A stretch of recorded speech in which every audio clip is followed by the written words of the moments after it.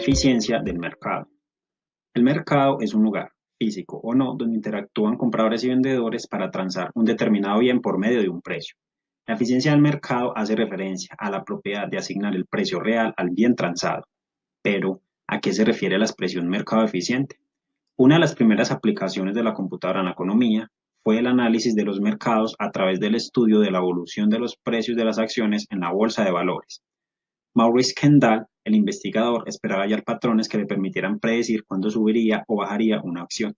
Sin embargo, grande fue su sorpresa cuando se dio cuenta que no había patrones predecibles porque los precios de las acciones eran una caminata aleatoria. Un mercado es eficiente cuando no puede ser predecible. ¿Y qué es una caminata aleatoria? Una caminata aleatoria hace referencia a que cuando analizamos el camino que toma un fenómeno estudiado, no se tiene certeza hacia dónde irá su próximo paso. En otras palabras, el fenómeno no es predecible y por ende no se puede saber con certeza cuál será su subsiguiente posición. Así pues, hablando del precio de una acción en la bolsa de valores, la característica de que ésta sea aleatorio quiere decir que no se sabe cuándo la acción bajará o subirá. Y al no ser predecible, no podrá existir forma alguna que nos asegure una ganancia al tomar una posición de comprador o vendedor. Resumiendo, una caminata aleatoria quiere decir que la próxima posición del fenómeno estudiado solo es determinada por el azar. ¿Y por qué los precios de las acciones no pueden ser predecibles? Supongamos que se pudiera predecir el precio de la acción X por medio del modelo desarrollado por Kendall. Dicha acción tiene un precio hoy de 1.000 pesos y estará a 1.500 en un futuro cercano. Ante la buena nueva, todos los que no tengan la acción X querrán comprarla, mientras todos los que la posean querrán retenerla. Lo anterior empujaría la suba del precio de la acción X hasta un valor cercano a 1.500. Lo anterior quiere decir que el precio reacciona ante la nueva información. Ante la noticia de que la acción estaría a 1.500, efectivamente esta subió a 1.500 y por tal toda la información disponible ya se encuentra reflejada en el precio del mercado. La única manera de que el precio de una acción sea predecible, o sea, si esta subirá o bajará, es cuando se obtiene acceso a información privilegiada. El uso de información privilegiada para sacar provecho de los mercados de la bolsa es conocido como la práctica de insider y no está permitido por la ley. En el 2003, la empresa Implom, dedicada al desarrollo de medicamentos para el cáncer, estaba esperando el aval para la comercialización de un medicamento llamado Erbitux. Sam Waksal, consejero delegado del Implom, al conocer que Erbitux no iba a ser autorizado, sugirió a familiares y amigos vender sus acciones de Implom. Waksal fue acusado de insider trade y tuvo como pena 7 años de cárcel y $7 millones de multa. En conclusión, se busca garantizar la eficiencia del mercado y por ende el uso de información privilegiada es penalizado. Las anomalías del mercado. Para hablar de ella retomaremos la teoría de la eficiencia de los mercados, la cual nos plantea dos supuestos, el de racionalidad y el de eficiencia. Es decir, si los agentes que participan en un mercado son racionales, los mercados son eficientes. Al existir anomalías, estos supuestos no se cumplen. Pero, ¿qué son las anomalías del mercado? Una anomalía consiste en la identificación de patrones de comportamiento en los precios de las acciones cotizadas. El aprovechamiento de estos patrones anómalos permite generar retornos superiores a los que se obtendrían en el mercado asumiendo un mismo nivel de riesgo. Lo anterior contradice varias hipótesis de la eficiencia de los mercados. Una de ellas es: el riesgo y la rentabilidad deben ir siempre unidos. Además, la rentabilidad de los activos debe seguir un patrón de caminata aleatoria, lo cual lo hace impredecible. ¿Y entonces las anomalías del mercado son lo mismo que las ineficiencias? No. Según Popian, en The Behavioral Finance Perspective, una anomalía del mercado debe persistir durante un largo periodo de tiempo para considerarla como evidencia de una ineficiencia del mercado. Uno de los tipos de anomalías del mercado es el efecto negro. Este es un patrón donde los retornos son anormalmente superiores en el mercado bursátil durante el primer mes del año, en comparación con el resto de meses del ejercicio, sin que el riesgo asumido justifique completamente la diferencia entre los distintos rendimientos. El efecto negro es una de las anomalías más populares entre los inversores particulares. Es por ello que cuando son muchos los inversores que conocen su existencia, empiezan a explotarla hasta que los retornos derivados de la misma vuelven a sus niveles esperados, Otra teoría es que este efecto se ha adelantado los 2 últimos meses del año. El efecto lunes nos habla de retornos anormalmente inferiores en el mercado bursátil durante el primer día de la semana, en comparación con el resto de días, sin que el riesgo asumido justifique completamente el diferencial entre los distintos rendimientos. El efecto lunes suele agruparse en el efecto fin de semana. El efecto fin de semana se le atribuye a los distintos plazos de liquidación de las acciones para los distintos días, la simetría temporal en la publicación de la información y la concentración de ciertas decisiones de los inversores en el fin de semana. La sobrereacción a la información implica que las cotizaciones que se han movido en una cierta dirección a lo largo de un plazo medio de tiempo se acaban revirtiendo. Esta anomalía es de carácter psicológico. Los elevados retornos obtenidos de forma reiterada llevan un sentimiento excesivamente optimista sobre las expectativas de las compañías. Del mismo modo, se puede dar un sentimiento excesivamente negativo hacia las compañías perdedoras. Otras anomalías del mercado son el momentum, las acciones de valor versus las acciones de crecimiento, el efecto tamaño, los anuncios sorpresa, la entrada y salida de índice selectivo y las operaciones societarias. Un ejemplo del efecto lunes lo podemos evidenciar en el mercado bursátil español, donde entre el 3 de enero de 1985 y el 31 de diciembre de 1993, Amado Peiró encontró que los lunes presentaban un mayor retorno en comparación al resto de días de la semana. Este patrón tiende a desaparecer a partir de noviembre de 1991, lo cual es la fecha en que se cambia el sistema de liquidación de valores. Las finanzas conductuales y el análisis técnico. Bueno, ¿cómo nacen las finanzas conductuales? Estas parten de que la mente tiene limitaciones y por tanto a la hora de tomar decisiones importantes pueden llegar a ser irracionales. Esta sería la mayor crítica a la hipótesis de eficiencia de mercado que tiene esta escuela. Pero ¿en qué se fundamenta esta escuela de pensamiento? Primero, en que los inversores no procesan bien la información y esto genera que den probabilidades incorrectas de futuros ratios en los precios. Además, las acciones de arbitraje son limitadas y por tanto son incapaces de que el precio vuelva a su nivel inicial. Hablando de esto, entonces, ¿qué errores son los que se presentan en el procesamiento de la información? Están los errores de predicción, los cuales se le da mayor relevancia a la experiencia reciente. También la sobreconfianza, donde se sobreestima la habilidad y el pronóstico del inversor. Además, está el conservadurismo, donde hay una reacción negativa a las novedades del mercado. Y la representatividad del tamaño de muestra y parcialidad, donde no se le da la adecuada significancia al tamaño y duración de la muestra que se toma. Pero en caso tal de procesar perfectamente la información, igualmente serían decisiones irracionales, pues no lo creo, porque aún así existirían sesgos que afectan la forma en que inversores hacen concesiones de riesgo-rendimiento. Un ejemplo de estas serían en qué marco se toman las decisiones. Un ejemplo de esto es la contabilidad mental, donde no es lo mismo un inversor que piensa en una inversión normal a una donde se trata del estudio de su hijo. Otras serían las malas decisiones que generan mayor arrepentimiento. Y el tipo de adversión al riesgo que se tiene, que está ligado al nivel de riqueza. Ahora, el mercado podría entonces corregir estos errores de los inversores por medio del arbitraje. Pues en medida hay varios factores que limitan la capacidad de sacar provecho de estos precios erróneos.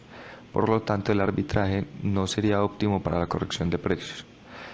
Un ejemplo de esto es el riesgo fundamental que limita la actividad por el aparente riesgo incurrido, los costos de implementación, donde limita la capacidad de forzar los precios a su nivel inicial, y los riesgos del modelo, donde hay unas oportunidades más aparentes que reales. Ahora bien, la ley de un precio. Esto trata de los activos que son efectivamente idénticos, deberían de tener precios idénticos. Un ejemplo de un error de esto es cuando se fusionaron Shell Transport y Royal Dutch Petroleum con una relación 60-40 de ganancias, donde se esperaba una venta de 1.5 veces de Shell, lo cual no sucedió así. Por tanto, se daría una oportunidad de arbitraje. Pero en la realidad, si se hubiera pensado racionalmente, no hubiera sido benefactorio, ya que Royal se vende un 10% más del valor de la paridad. Ahora, otras razones por las que no se dé está el recorte de capital, los fondos cerrados donde hay descuentos o primas sobre el valor de las acciones del fondo, ligados al sentimiento del inversor, y hay burbujas donde los precios son irracionalmente exuberantes. Un ejemplo de este es Nasdaq, donde en 6 años aumentó un factor de más de 6 desde 1995 y para 2002 cae a un menos de un cuarto del valor máximo que se había alcanzado 2 años y medio antes. Ahora, una crítica a las finanzas conductuales está en la pregunta de si se puede hacer dinero con precios erróneos, a la cual no contesta claramente. Y otro es donde tiene un enfoque muy desestructurado. Ahora, el análisis técnico. Este trata de analizar activos basándose en la psicología de los inversores, ligado al precio del activo y el volumen de negociación de este, y se apoyan en herramientas gráficas. Ahora, las tendencias y patrones, se trata de identificar ciertos soportes y resistencias donde se puede analizar el cambio de polaridad. Algunos de los ejemplos están listados a continuación. Ahora, los indicadores técnicos se basan en el precio y el momento, donde el precio habla de la información presente y pasada. Y el momentum liga más el sentimiento del mercado respecto al activo.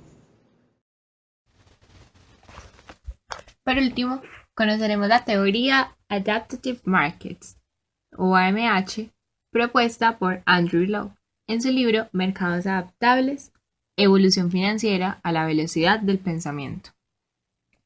Entonces, ¿cómo pueden unirse la biología y la economía? Como bien fue enunciado en un artículo en el MIT News titulado Darwin visita Wall Street, Andrew Lo invita a repensar los mercados financieros uniendo ideas de la teoría de la evolución, la psicología, la neurociencia y la inteligencia artificial para analizar desde estas perspectivas a los inversores. Entonces, esta teoría, ¿cómo aborda el análisis de dichos inversores? Pues en lugar de considerarlos simplemente como agentes racionales o irracionales, Andrew Lo explica cómo su comportamiento puede ser desadaptativo o inadecuado para los entornos que cambian tan rápidamente y están presentes en los mercados. ¿Cómo se puede referenciar esta teoría respecto a las antes vistas? ¿Está en coherencia con la eficiencia de mercado o la está debatiendo? ¿Está de acuerdo con el behavioral finance o en desacuerdo? Realmente, Andrew Lo desea resolver la divergencia entre las dos teorías. Como él mismo ha manifestado, por ejemplo, no quiere verse como un crítico de la teoría de eficiencia del mercado EHM, sino que espera ayudar a ampliar su alcance, explicando bajo qué condiciones es probable que funcione bien y bajo qué otras condiciones se requiere de un enfoque diferente. Veremos el aspecto de la dependencia del camino o trayectorias dependientes. Recordamos que la teoría de la eficiencia del mercado EHM considera que los rendimientos pasados no influyen en los rendimientos de hoy, sino que los precios ya están actualizados con toda la información histórica, es decir, ya la tienen incluida. Además, considera que los inversores siempre están maximizando su utilidad esperada, buscando la forma más óptima de invertir. Andrew, en cambio, divide este aspecto en dos condiciones. La primera, una adaptación de inversión exitosa o una estrategia de inversión exitosa no tiene que ser la mejor de todas las posibles, solamente tiene que funcionar bien en un periodo determinado de tiempo. Segundo, las personas no están constantemente buscando las mejores inversiones del mercado, sino que su comportamiento tiende a llevarlos a lo que ha funcionado bien en el pasado, a esas estrategias de inversión que dieron antes buenos resultados. Por esto son dependientes del camino. Pero entonces, ¿qué sucede con las estrategias de inversión que no suelen ser escogidas por esos inversionistas? Para las estrategias de inversión pobres salen del mercado por selección natural, de la cual los inversores son protagonistas, porque estos son quienes no invierten en dichas estrategias. Luego también afirma que deberíamos de abandonar las nociones tomadas de la física para intentar analizar el mercado y pensar mejor en términos evolutivos, ya que afirma que cinco aspectos fundamentales. Primero, los individuos actúan en busca de su propio beneficio. Segundo, los individuos también cometen errores. Terceros, además de que los individuos aprenden, se adaptan. Cuarto, afirma que la competencia lleva a la adaptación e innovación. Y por último, quinto, la evolución determina las dinámicas del mercado. Por otro lado, hablaremos de cómo Lo quiere llegar hasta la política. El autor de esta teoría manifiesta querer llegar a políticos con ella, ya que considera que necesitamos regulaciones que, en general, se centren en limitar los riesgos y las caídas a gran escala del mercado, en lugar de tratar de evaluar la legitimidad de los nuevos instrumentos financieros. Es decir, no concentrarse demasiado en este último, sino que se requiere que limiten los riesgos y caídas a gran escala. Entonces, ¿cómo podrían mejorar las regulaciones del mercado? Por ejemplo, para este autor, debería existir un organismo o institución encargada de investigar las causas de las crisis y otros eventos importantes del mercado, como lo hace, por ejemplo, en la aviación estadounidense, la National Transportation Safety Board, la cual es la agencia federal que investiga las causas sistémicas de los accidentes de aviación. Pero ahora, para terminar, nos preguntamos, ¿hay evidencias en los mercados de que esta teoría de AMH o Adapted to Markets pueda explicar su comportamiento, es decir, del mercado? Y respecto a las teorías antes vistas, ¿cómo hay evidencia en el mercado? Para esto nos remitimos a estudios empíricos sobre el comportamiento del mercado. En particular, consideramos el trabajo Mercado Financiero Colombiano e Hipótesis de Mercados Financieros Adaptativos, un análisis de los retornos del índice Colcap para los años 2013 a 2015, elaborado por Hernán David Ávila Perico. Esta investigación encontró que, primero, el comportamiento del mercado financiero colombiano no corresponde con el comportamiento de un paseo aleatorio, que es una de las hipótesis principales de la eficiencia de mercado. ¿Cómo lo hizo? Estimó que la serie de los retornos del logaritmo del índice Colcap podía ser entendida en su varianza como un proceso Garch 1,1 y en su media con un proceso AR1. Por lo anterior, se concluyó en el trabajo que en el histórico de la serie existe información para predecir el futuro de la misma. Luego de esto realizó una prueba de cociente de varianzas y determinó que la hipótesis de eficiencia débil se rechazaba con probabilidad de error tipo 1 muy baja. Segunda conclusión importante, o segundo resultado importante. Validó comportamientos agregados que son indicios de comportamientos predichos por la teoría de mercados adaptativos o mercados adaptables. ¿Como cuáles? Tenemos dos. El primero, como el nivel de predictibilidad de los retornos cambia con las condiciones del mercado, en particular lo encontró cuando se presenta tendencia bajista de precios, decimos pues como nos preguntamos, ¿por qué será mayor la predictibilidad de los retornos del mercado colombiano cuando la tendencia es a la baja? En el contexto analizado, podría implicar que tan pronto como se supone una tendencia a la baja, se genera una reacción mucho más acelerada de lo que supondría una tendencia al alza. En resumen, la aversión a la pérdida de los inversionistas podría generar una sobrereacción que incremente la tendencia a la baja y por lo tanto haga más fácilmente la predicción. Eso se encontró en el análisis del índice Colcap. Y segundo, el comportamiento agregado permite inferir racionalidad limitada en sus agentes, por lo que se confirma la necesidad de regulación adecuada para el mercado. Además de que se debe adaptar el estudio que se hace de este mercado para que se incorpore entonces el análisis de dicha racionalidad limitada y la naturaleza evolutiva de los comportamientos.